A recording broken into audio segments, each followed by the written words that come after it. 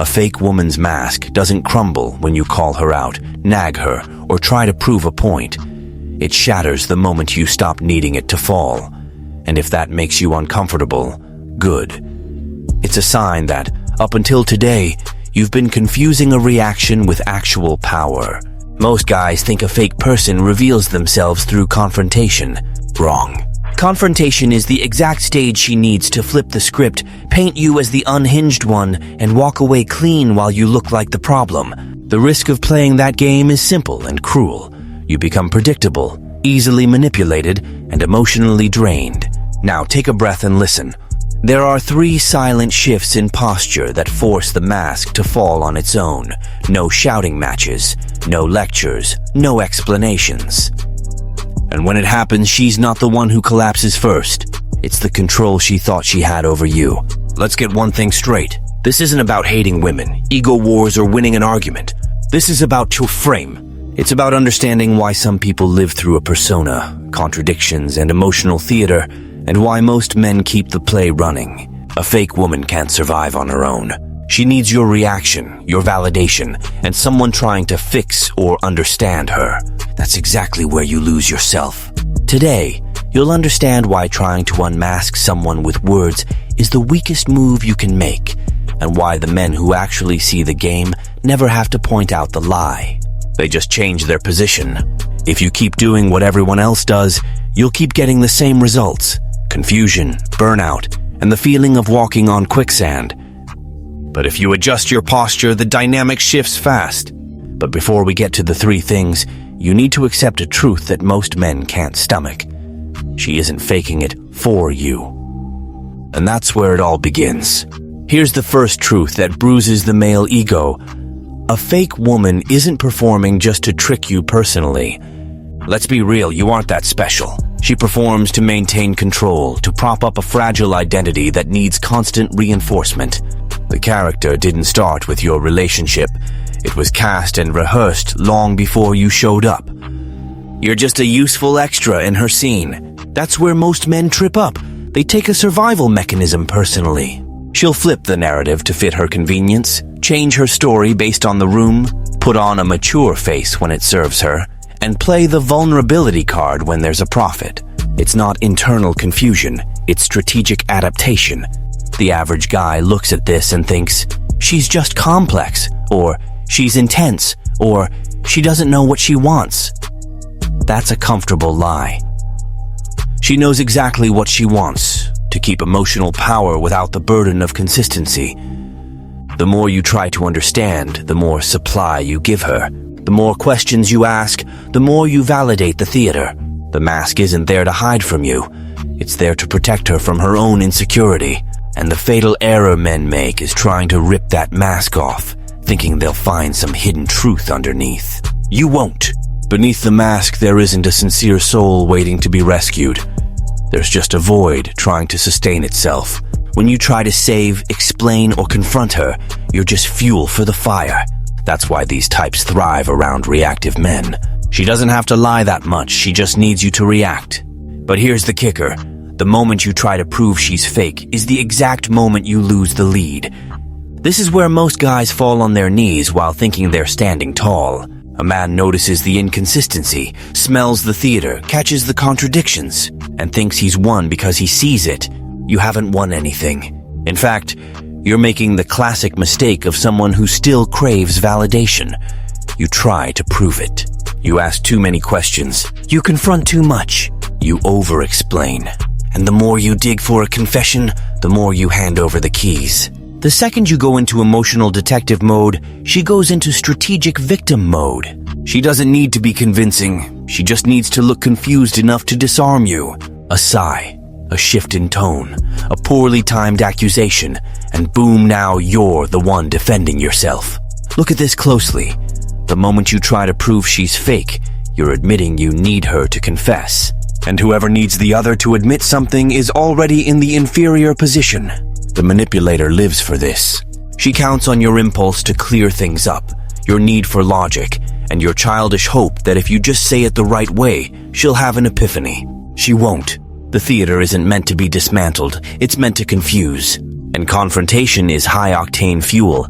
When you accuse, she doesn't reveal, she adapts. She twists the focus, makes you out to be the aggressor, the controlling one, the insensitive one. And the worse it gets, the more desperate you look for a truth she never intended to give. The man who wants to prove it loses twice. First, because he proves nothing, and second, because he exposes his hand. He shows her where it hurts, what he expects, and what he still needs. And that, my friend, is gold for someone playing emotional games. But there's a much more devastating way to handle this. A way that requires no accusations, no proof, and zero exhaustion. It starts when you stop pointing the finger and start holding up a mirror. This is the first thing that makes the mask crack, not with a bang, but with internal pressure. The mirror, not an emotional mirror where you have a deep, let's talk about this session. That's just more stage time for her. The mirror that works is the coldest one of all, cold consistency. It's when you stop reacting to what she says and start responding only to what she does. No nagging, no petty irony, no need for a win. Short sentences, stable posture, firm boundaries. You don't accuse, you don't interrogate. You simply act like someone who noticed the inconsistency and adjusted his own behavior accordingly. This dismantles her more than any fight, because it forces her to see herself without the filter of your reaction. A fake person can't stand a mirror because they live for distortion. She needs you to buy the narrative, to play your part in the story, so the character stays upright. When you stop buying the ticket, the character is left alone on stage. And a performer with no audience starts to look ridiculous, even to themselves. This is when she'll start explaining things you didn't ask about, contradicting herself without any prompting, and justifying behavior nobody questioned. The mirror doesn't accuse, it just reflects. You respond normally when things make sense. You drift away when they don't. No warning, no speech. This creates a violent internal short circuit. She can't cast you as the villain because you aren't fighting. She can't paint you as needy because you aren't asking for anything. The discomfort grows. But pay attention, the mirror only starts the crack. To bring the whole thing down, you need the second tool. Now the crack becomes instability. Silence, despite what people tell you, isn't an absence of action. It is the withdrawal of fuel. A fake woman doesn't live on substance. She lives on reaction. She orients herself emotionally based on the impact she has on you. When you talk, she adjusts. When you react, she calibrates. When you explain, she controls the tempo. But when you go silent, the script runs out. Silence offers no anchor, no emotion, no confirmation. It's disorienting. Short answers, neutral responses, or no response at all. Not as a game, but as the natural consequence of a man who stopped investing energy where there's no coherence. Understand this. Silence isn't a punishment. It's a reallocation of your attention. You aren't trying to teach her a lesson. You're just too busy living your own life. And for someone who depends on being the center of the universe, that is unbearable. She will start to test you. She'll provoke, change her tone, throw out emotional bait, anything to see if the door is still unlocked. If you remain silent, the rot sets in. She doesn't know if she lost you, if she pissed you off, if she's been replaced, or if she never had the power she thought she did. Silence breeds doubt, and doubt is corrosive. But here is the line between strong men and weak ones. Bad silence is a silent treatment game. Good silence is an absence of need. You aren't waiting for her to text back. You aren't checking her stories. You aren't hoping for a breakdown. You just don't react. This makes her mind work overtime, trying to fill the void you left. But even silence can be rationalized away as a temporary phase. That's why you need the third and final blow. This is where almost no one makes it because it requires something the male ego hates. True detachment. Indifference isn't faking that you don't care while you peek at her Instagram. That's just disguised dependency. True indifference is when her behavior no longer occupies mental real estate. When her attempts to provoke don't trigger curiosity. When her damsel in distress act doesn't trigger a rescue. When her drama hits a brick wall. A fake woman lives for the stage. She can handle the mirror for a bit. She can try to decode the silence. But she cannot survive indifference, because indifference communicates something no words can hide. You are no longer relevant enough to change my mood.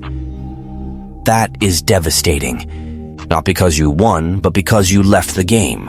Indifference breaks the theater because there is no theater without an audience. No character exists without a pair of eyes watching. No manipulation works without someone trying to figure it out. When you maintain your routine, your frame, and your energy regardless of her mood swings, the structure collapses. She will escalate. The drama will peak. She might try seduction, then guilt, then aggression. She's checking for a pulse. And when nothing works, the mask gets heavy. Not because you ripped it off, but because there's no longer a reason to hold it up. This is where the mask slips for real. The glaring contradictions, the visible lies, the mask-off moments that even a blind man could see. Maintaining a persona is exhausting, and it's impossible when there's no return on investment. Indifference doesn't humiliate, it terminates. No fight, no victory, no final scene. Just the end of the show. And that's when the real internal collapse happens. This is the part most people miss because the collapse isn't external. There's no cinematic confession. The collapse is internal, silent, and deeply uncomfortable. When the mirror shows the lie, the silence removes the floor, and indifference cuts the stage lights. She is left alone with the one thing she spent her life avoiding: her own lack of identity. It's terrifying. The persona wasn't just a strategy, it was a crutch. Without someone reacting, validating, or trying to save her, she loses her coordinates. Random anger. Victimhood without context. Logic-free accusations. It's not strength, it's disorientation. She'll try to drag you back into the mud with anything she can find. And this is where most men blow it. They see her reaching out, they feel the shift, and they mistake it for a victory. It's not. It's the final test. The internal collapse is the most dangerous moment because the mask is hanging by a thread, but it hasn't fallen. If you react now, if you get emotional, try to talk it out, or gloat, you give her exactly what she needs to rebuild the persona on top of you. This point requires true maturity. You have to sit with the tension without needing a result or a happy ending. The collapse isn't a spectator sport. It's something you walk away from. The man who walks away without interfering wins the game permanently. But now comes the part that separates the conscious man from the vain one. Here is where the power either stays with you or slips back into the wrong hands. When the mask starts falling, the male ego wakes up. It wants closure. It wants to hear the truth admitted out loud like a trophy. That is the mistake that gives it all back. When the mask falls, you do nothing. Nothing visible. Nothing performative. You maintain the same frame that got you here. Same rhythm, same distance. True power isn't being right. It's not needing to be recognized as right. If you confront her now, it's just revenge. If you demand an apology, it's just late-stage neediness. If you try to have the talk, it's a relapse. The right move is the hardest. You keep living as if the mask falling isn't even a blip on your radar. That communicates something brutal. That her truth doesn't change who you are. That her collapse isn't your responsibility. That you don't need to win to move on. She expects you to either attack or comfort her. Both put you back in her orbit. When you do neither, you stop being a piece on the board and you become the standard.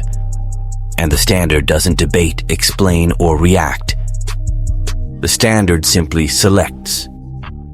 Some men feel an itch here because there's no big scene, no apology, just silence and progress.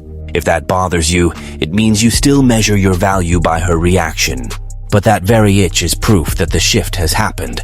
Power is no longer in the dynamic, it's in your posture. Most men don't fail because they don't understand the strategy.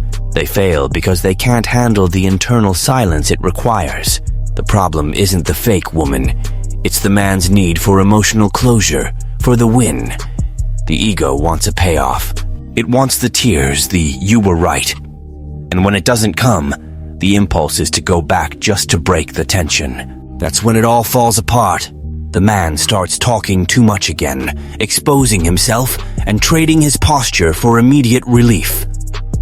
He pays a high price for that fix later. Another trap is the fear of loss.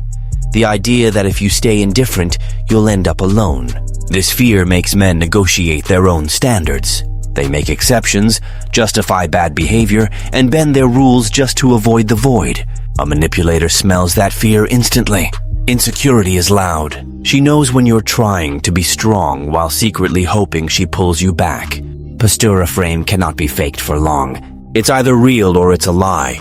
Most guys also can't handle the quiet phase. No drama, no fighting, just normality. The impatient man ruins it here because he confuses peace with losing. He misses the intensity, the high of the conflict, and he tries to recreate the chaos just to feel something. That move proves one thing. You're still an addict. You're still hooked on the game. And as long as you're hooked, you have no power. But if you sit with that discomfort without moving, everything changes. You realize the silence wasn't about her. It was about you. Pay attention, because this is where many people expose themselves. If you've listened to all of this thinking it's a manual on how to beat a fake woman, you've already lost. This was never about tearing anyone down or winning. This is about refusing to stay in dynamics that require you to shrink yourself to keep someone else around. The man who uses mirrors, silence, and indifference to punish or get revenge has just traded one mask for another. He's still playing. He's still reacting. He's just hiding behind a cold persona. That won't hold up. Strategy isn't cruelty. It's a boundary. It's the realization that you don't have to fix anyone's behavior, teach maturity to an adult, or sacrifice your peace to prove your worth. When you use these tools correctly, you don't create pain in the other. You create clarity in yourself. And that is more terrifying than any attack, because fake people thrive in the fog, not in the light.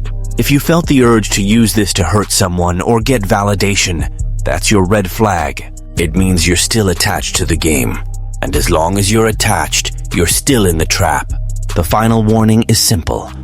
This only works when you don't need it to work. When the focus stops being her and starts being your peace, your standards, and your path. The day you truly don't need a result or a reaction is the day you've won, long before any mask ever hits the floor. In the end, the mask was never the problem. The problem was how much you were willing to live for it. A strong man doesn't brag about spotting a fake person. Spotting it is easy. The hard part is not reacting. The hard part is not needing to win.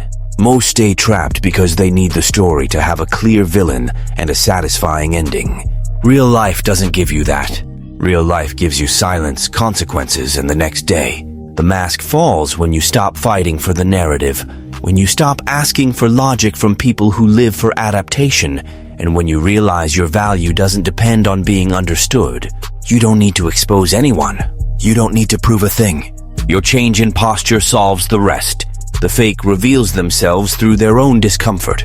The noise vanishes into the silence, and you move on. If this hit home, drop a comment. I don't debate masks. Not for me, but to remind yourself that from here on out, your frame is worth more than their reaction. And anyone who can't handle that level of clarity was never meant to stay anyway.